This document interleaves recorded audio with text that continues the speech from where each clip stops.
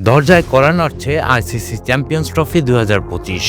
আতিথ্য দিতে প্রস্তুত দুবাই আর পাকিস্তান। বাংলাদেশও প্রস্তুত তাদের মাঠের লড়াইয়ে।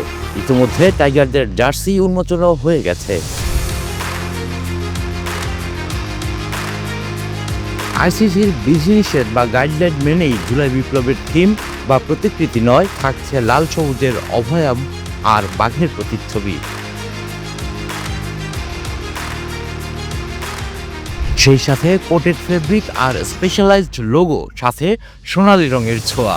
বিসিবির অফিসিয়াল ফেসবুক পেজে প্রকাশিত একটি ভিডিওতে চ্যাম্পিয়ন্স ট্রফির জার্সি উন্মোচন করা হয়।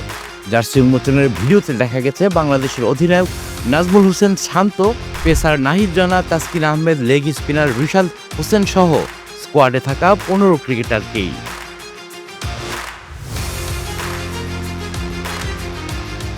আগামী 20 ফেব্রুয়ারি দুবাইয়ে ভারতের বিপক্ষে ম্যাচ দিয়ে টুর্নামেন্টে যাত্রা শুরু করবে বাংলাদেশ।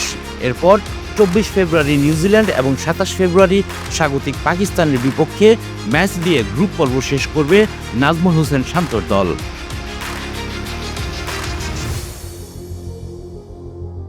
এরই মধ্যে সম্প্রচার সত্ত্ব ও প্রাইজ মানি ঘোষণা করেছে আইসিসি।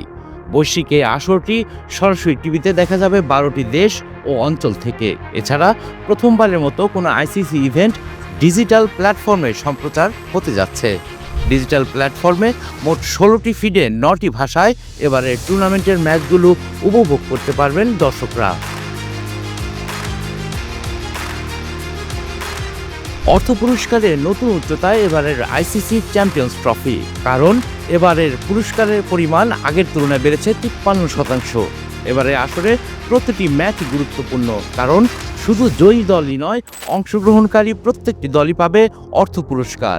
চ্যাম্পিয়ন দল পাবে $2.24 মিলিয়ন মার্কিন ডলার, রানার আপ দল $1.12 মিলিয়ন ডলার, সেমিফাইনালে পরাজিত দুই দল পাবে $5,60,000 করে, পঞ্চম ও ষষ্ঠ স্থান অধিকারী দল পাবে $3,50,000, সপ্তম ও অষ্টম স্থান পাওয়া দল পাবে $1,40,000 করে।